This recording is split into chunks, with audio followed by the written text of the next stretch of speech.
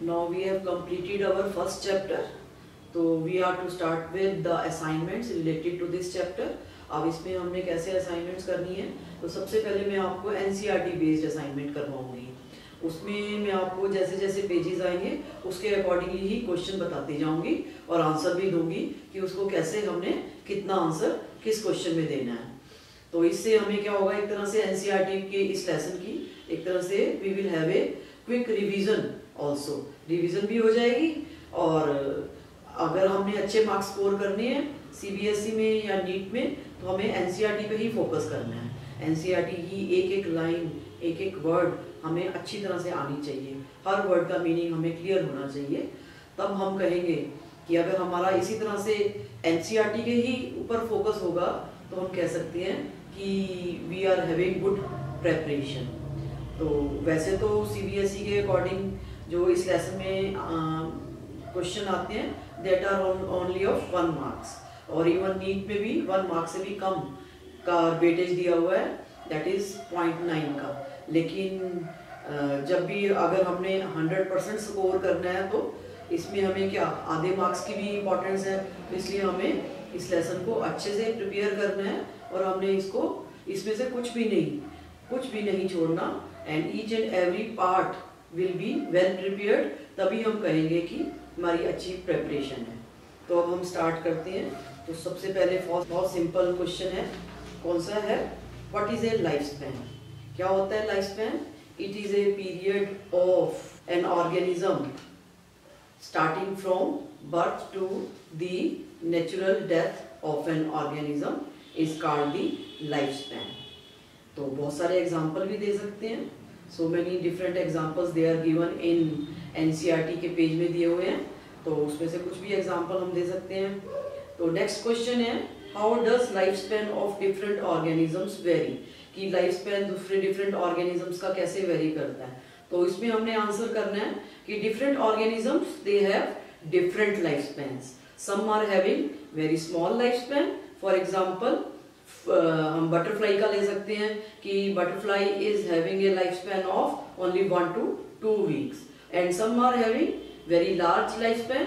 इसमें हम पीपल का भी ले सकते हैं कि peepal tree is having a life span of near about 2200 to 5000 years।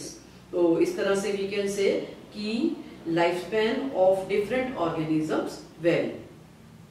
अब नेक्स्ट क्वेश्चन है कि does life span depends on their sizes. तो हम इस पे आंसर क्या करेंगे, जैसे कि हमें मालूम है कि the life spans of different organisms does not depend upon their sizes and their complexities, कि किस पे डिपेंड नहीं करता, साइजेस पे एंड कॉम्प्लेक्सिटीज पे। तो we can take example of parrot का एग्जांपल ले सकते हैं कि it is very small in size but it is having a life span of 140 years। इसी तरह से हम किसका ले सकते हैं, एलिफेंट का। Elephant is comparatively very larger as compare to parrot, but it is having an elephant is having a lifespan of only 60 years।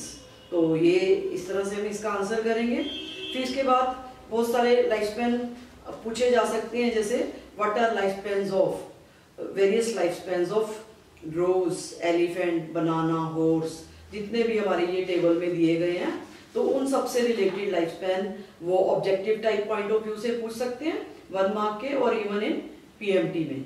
जैसे कि रोज का कितना होता है 12 years, एलिफेंट का है 75 years, और डॉग का बताया हुआ है 25 years, बनाना का भी 25 years है, और हॉर्स का कितना होता है it is about 25 years again. Crocodile का कितना है इट इज अबाउट 60 years। तो ये जितने भी लाइफ स्पैन हमारे ये बताए गए हैं, तो ये हमारे चार्ट में दिए गए हैं, ये हमने सबके सब देखने ही हैं, जो कि वो एनसीईआरटी में प्रेजेंट है। नेक्स्ट है What is a reproduction? Give its types. तो answer is very simple. It is a biological process of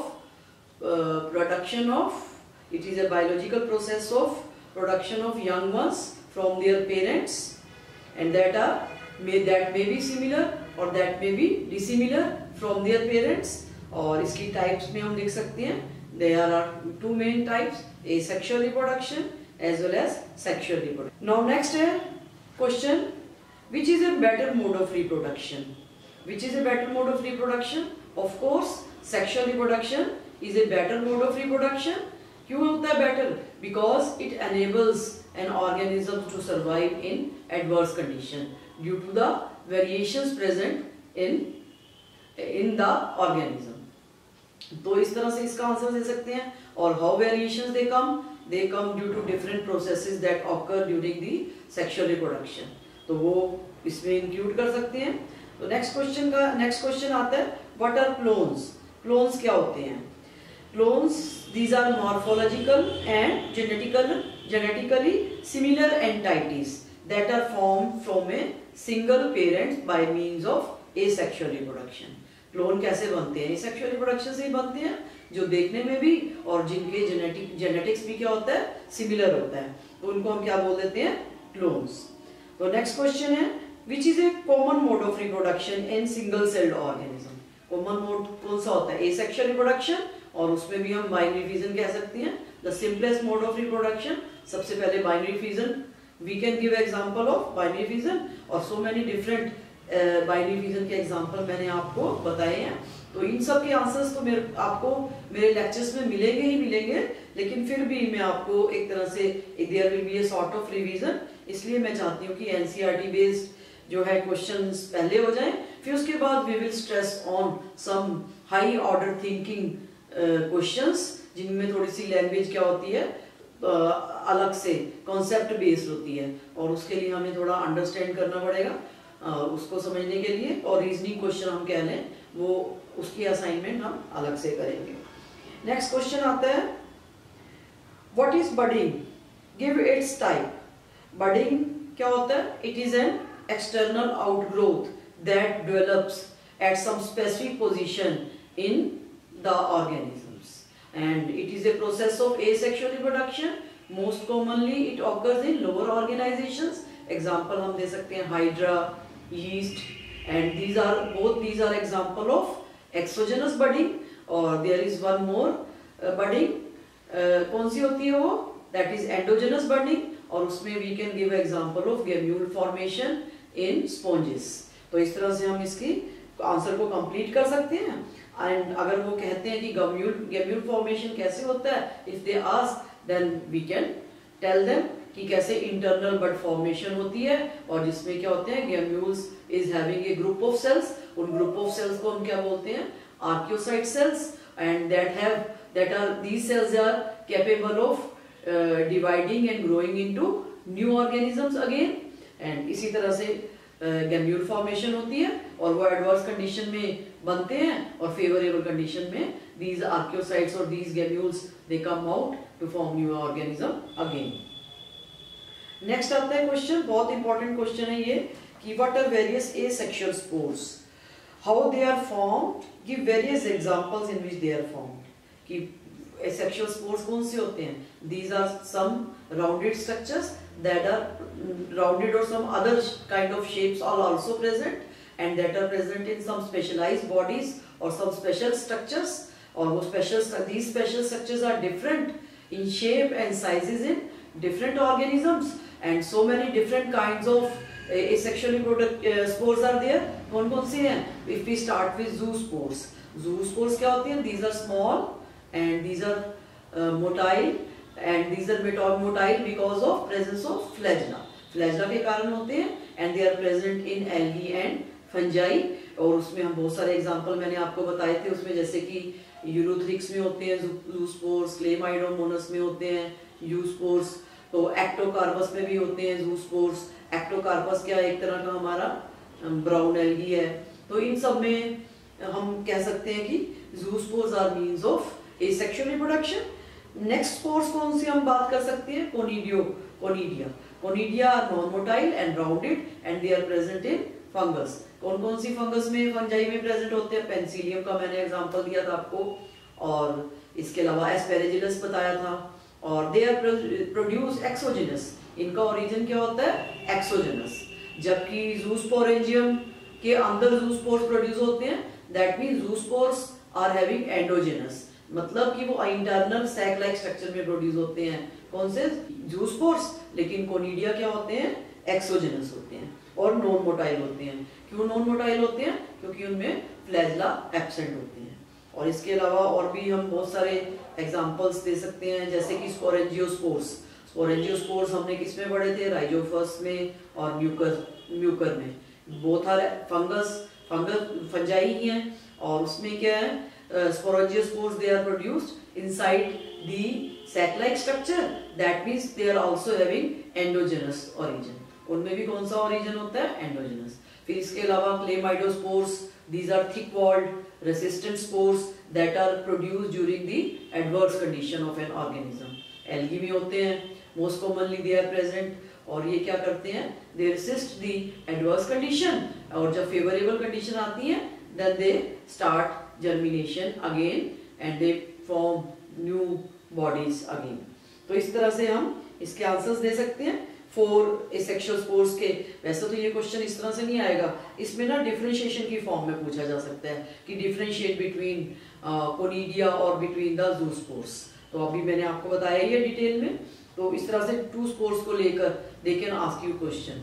और नेक्स्ट क्वेश्चन आता है, what do you mean by vegetative propagation? क्या होता है vegetative propagation? It is a formation of new plants by means of vegetative propagules। कौन कौन से होते हैं प्रोपेग्यूल्स? रूट, स्टेम और लीव्स। तो बहुत सारे एग्जांपल्स इसमें हैं कि give examples of vegetative propagations. कौन कौन से हैं? राइजोम। राइजोम क्या होता है? Underground stem and it branches and they store the food material and then what happens and they survive also or they perinate also under adverse condition, and when favorable condition comes they are able to germinate because of presence of buds on them। buds और scales भी present होते हैं इसमें। तो इन सब के answers तो आपको मेरे लेक्चर में भी मिल जाएंगे। तो रनर क्या होते हैं? Runner they run along the surface and they are green, help in photosynthesis। grass is the best example। sucker, they are below the soil, they are just like the runner and they are specialized branches and but they do not participate in photosynthesis। शक्कर में मैंने आपको किसका chrysanthemum का example दिया था और बनाना का भी दिया था। ट्यूबर्स क्या होते हैं? Underground stem and its branches, this well due to the storage of food materials and they are having buds और eyes on their tuber and when they are separated from the parent, अगर वो cut जाती हैं तो वो separate हो जाए उस ट्यूबर में से, a new plant can be originated. Offset क्या होते हैं? One internode long plants. और ये कौन से होते हैं? आइकॉर्निया, क्रेसिप्स, या इनको हम वाटर हाइकिंथ भी बोलते हैं and they are also called terror of Bengal. तो टेरर ऑफ बंगाल का तो एक नेक्स्ट क्वेश्चन अलग से भी पूछा जा सकता है कि what is a terror of Bengal, why it is called so. क्या होता है terror of Bengal?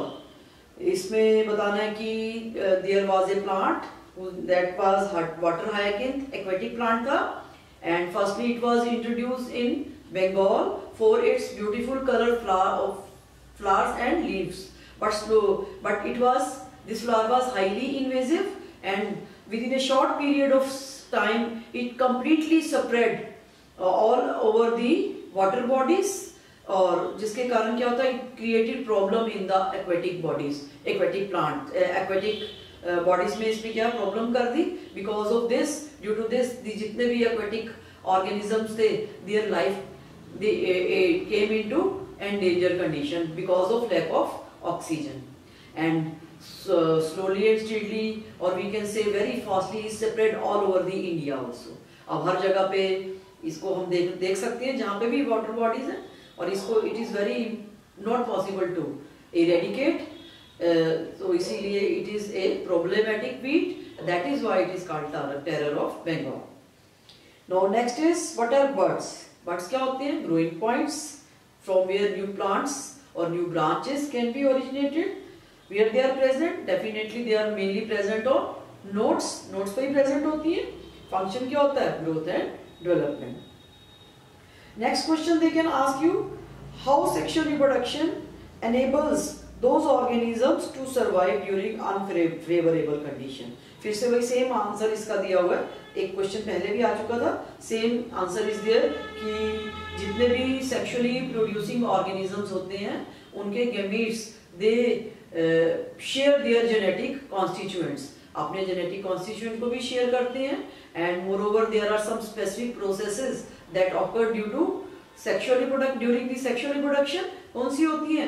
Crossing over is there and due to this crossing over variations occur and these variations enable organisms to survive in adverse conditions. Adverse conditions में ये survive करने में help करती हैं और इस तरह से organisms they are able to live in an adverse environment, or slowly and steadily what happens when these variations they accumulate and they give rise to new organisms। जैसे जैसे environment में changes आते हैं new organisms भी arise होते हैं and they are better adapted towards their environment। तो इस तरह से हम कह सकते हैं sexual reproduction is very better than किसके comparison में asexual reproduction के। फिर differentiate between asexual and sexual is very simple. One pair uniparental है, एगेमोस्पर्मस है, सोमेटोगेमस प्रोसेस है, कौन सा? एसेक्सुअल। रैपिड प्रोसेस है, फास्ट प्रोसेस है और इसके ऑपोजिट हम ले सकते हैं सेक्सुअल रिप्रोडक्शन में कि it is what kind of process? Biparental is there, it reproductive cells are involved और इसमें क्या होता है? Variations are there, slow process is there, small progenies are there. तो इस तरह से हम इनके बीच में डिफरेंशिएशन बता सकते हैं। नेक्स्ट क्वेश्चन है what are various phases of life? कौन कौन से होते हैं? जुवेनाइल फेज इज देयर और vegetative phase is there, then reproductive phase is there and then ageing and senescence and ultimately death are there, and how they are controlled by means of environmental conditions along with hormones। They play an important role in deciding the lifespans or life cycle of organisms। अब next आते हैं question what are annuals, biennials and perennials? Annuals they require for their growth and development for complete one season। एक ही season में वो grow करते हैं and they produce flowers and fruits and then they die। जैसे serials का example बताया। Biennials they need 2 seasons। First season में vegetative grow करेंगे एंड नेक्स्ट सीजन में वो क्या करेंगे? रिप्रोडक्शन करेंगे। बाइनियल्स के लिए रेडिशन कैरेट मैंने आपको एग्जांपल बताया। पेरिनियल्स क्या होते हैं? Grow throughout their seasons and they throughout the years and they produce flowers and fruits during their specific seasons. तो इसमें मैंने जितने भी फ्रूट्स वाले प्लांट्स हैं वो हम एग्जांपल दे सकते हैं। नेक्स्ट क्वेश्चन है differentiate between monocarpic and polycarpic. Monocarpic कौन से होते हैं? They produce flowers and fruits once in their life span. और पॉलीकार्पिक कौन से होते हैं? They produce fruits and flowers in their specific seasons. तो ये हो गया और इसके एग्जांपल्स मैंने अभी पहले भी बताए हैं। मोनोकार्पिक में हम we can give example of bamboo और स्ट्रोबिलेंथस पुंथियाना। These 2 examples are given of perennial monocarpic plants के दिए हुए हैं जो objective type point of view से भी आ सकती हैं, 1 मार्क के भी आ सकते हैं, 2 मार्क के भी आ सकते हैं। तो इस लेसन में जैसे कि मैंने आपको बताया 1 और 2 मार्क्स से ज्यादा नहीं, मैक्सिमम 2 मार्क्स का क्वेश्चन होगा और जितने भी होंगे सब के सब question they will B NCERTs की ही लाइंस में से आएंगे, डायरेक्ट भी आ सकते हैं। तो हमने तो क्या करना है, अगर इसको एनसीईआरटी को ही अच्छे से करेंगे तो we are able to give all the answers. तो इसीलिए मैं आपको एनसीईआरटी ही एक बार फिर से रिवाइज करवा रही हूँ कि क्या क्या हमने टॉपिक्स पढ़े हैं और उसके बेसिस पे किस तरह के क्वेश्चन बन सकते हैं और हमने उनको कैसे आंसर करना है। जब ये हम कर लेंगे फिर मैं रीजनिंग वाले दिन क्वेश्चन पूछूंगी तो उसमें भी क्या होगा, all they will be also NCERT based ही होंगे, लेकिन थोड़ा सा उसमें हमने माइंड अप्लाई करना है क्वेश्चन को समझने के लिए। आंसर्स बिल्कुल ऐसे सिमिलर ही होंगे, वो भी हम एक क्विक रिवीजन करेंगे दूसरी असाइनमेंट के भी। तो नेक्स्ट क्वेश्चन है हमारा, what is the difference between a seasonal breeder and continuous breeder. कौन से होते हैं सीजनल ब्रीडर्स? दो who breed during their specific seasons। कौन से आते हैं जैसे इसमें frog and lizard we can example can give example. और कॉन्टिन्यूअस ब्रीडर्स में जैसे mice is an example, human beings are example of continuous, they continuously breed during their life cycle at any time when they achieve their reproductive stages. तो इस तरह से हम इनके बीच में डिफरेंशिएशन बता सकते हैं। Now we come to next, differentiate between estrus and menstrual cycle। Estrus किस में होती है? नॉन प्राइमेट्स में, जैसे कि काऊ है, बफेलो है, हॉर्स है, कैट है, डॉग है, जितने भी सारे नॉन प्राइमेट्स में आते हैं। और इसमें क्या होता है, specific heat period is there, जिसमें क्या होता है एस्ट्रोजन और progesterone secretion is more in case of female and there are some morphological changes are there, they change their behavior also, and they are ready to accept the male sperm. और उसके बाद ही कौन सी आती है, एनेस्टर cycle. उसमें क्या होता है, there is a passive period of this, after fertilization they become passive and that passive period is called anoestrus cycle.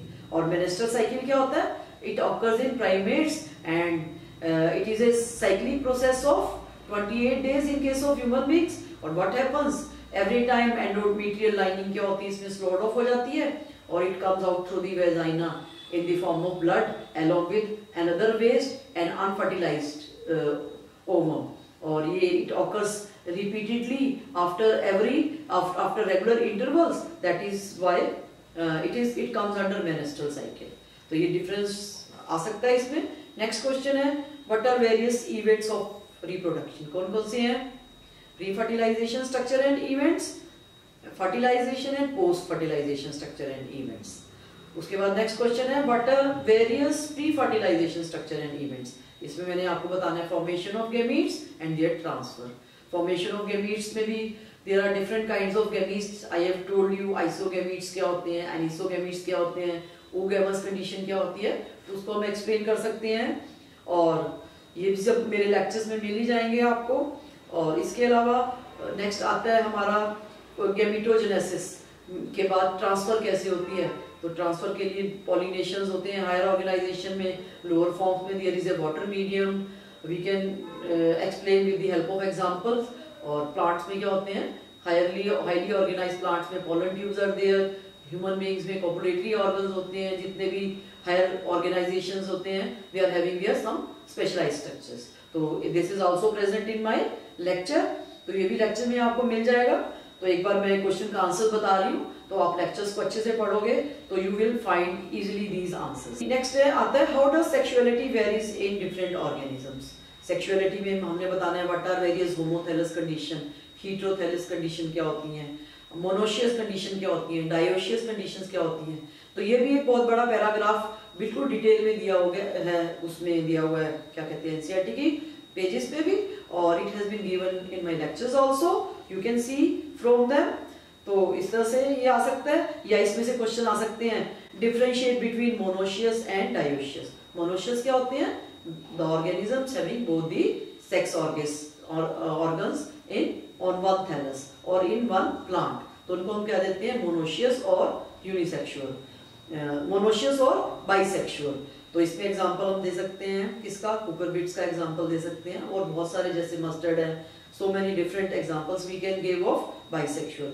Dioecious क्या होते हैं, unisexual, when sexes are present on separate plants. तो इसमें हम पपाया दे सकते हैं, डेट पाम दे सकते हैं, उसका एग्जांपल दे सकते हैं. तो इस तरह से हम डिफरेंशिएट कर सकते हैं. सो नेक्स्ट क्वेश्चन है हमारा, differentiate between external fertilisation and internal fertilisation. ये भी सिंपल क्वेश्चन है कि what happens in external fertilisation, when fertilisation of gametes occur outside the female body that is inside the water medium, then it is external fertilisation. किसमें होता है, lower forms में, जैसे कि लोअर इनवर्टिब्रेट्स कौन कौन से हैं, फ्रॉग में, नहीं दे तो वर्टिब्रेट्स में आते हैं, सॉरी, फ्रॉग्स में और लिजर्ड्स में. इसमें क्या होता है, external fertilisation is there, and internal fertilisation कहाँ होता है, inside the females body with the help of some specialised structures. और नेक्स्ट क्वेश्चन है, which is a vital link that ensures continuity of life. Which is a vital link? Definitely zygote is a vital link that connect two life forms, previous life forms as well as the next life forms. इन दोनों के बीच में जो connection कौन करता है, zygote करता है. It means zygote is an important part, or it is a vital link. It is a vital link between two generations. Next question आता है, what are zygospores? Zygospores क्या होते हैं? These are thick-walled resting spores formed by the fusion of gametes in case of algae and fungus. Fungus में whenever the gametes they are formed, they fertilize. तो उसके बाद क्या करते हैं? When the zygote is formed, so what happens? Zygote undergoes rest for some period of time during the adverse condition. And when the favorable conditions comes, the zygospore wall breaks up and the new organisms they are formed. तो zygospore हम किस केस में कह सकते हैं? Resting spores in case of algae and fungus. और कई बार ये क्वेश्चन आ सकता है कि what is the difference between a zoospore and a zygospore. तो ज़ूस्पोर्स होते हैं these are reproduce asexually, asexual means of reproduction है, और zygospores are product of sexual reproduction. तो इस तरह से भी ये क्वेश्चंस आ सकते हैं। और नेक्स्ट क्वेश्चन आता है which is a vital link of sexual reproduction, which is a important link of sexual reproduction. Vital phenomena कौन सा होता है?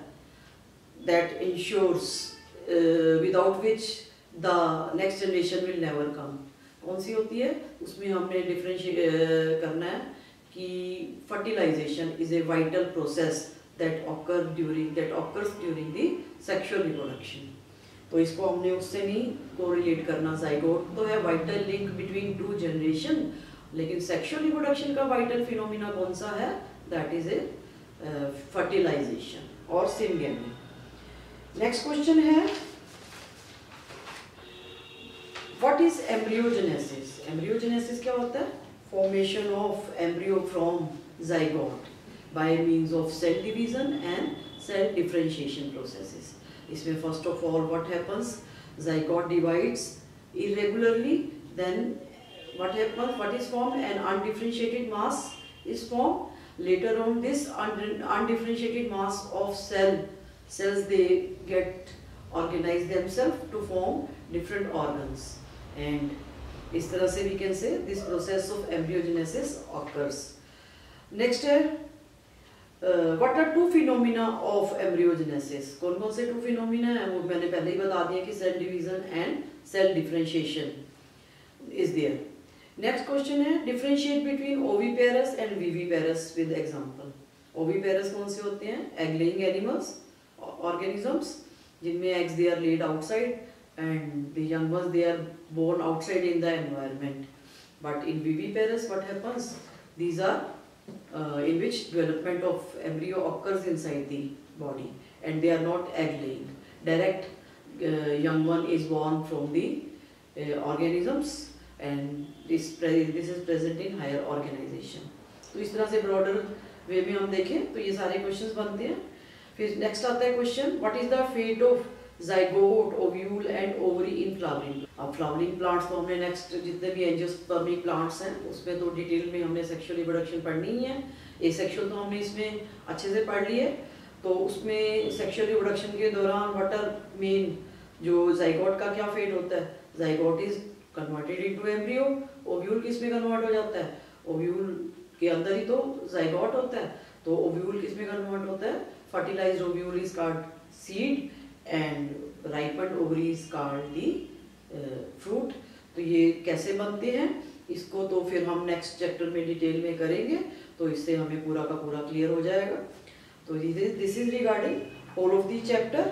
तो मैंने ऑलमोस्ट सब क्वेश्चंस कवर करने की कोशिश की है इसमें, और कुछ ऑब्जेक्टिव पॉइंट जो हैं questions you have to search on your own, खुद आपने सर्च करने हैं। मेनली तो आपने इसमें देखने हैं कि एग्जाम्पल्स बहुत सारे दिए हुए हैं, और इसके अलावा इस बुक में बहुत सारे डायग्राम्स दिए हुए हैं सम ऑफ दी पेजेस पे।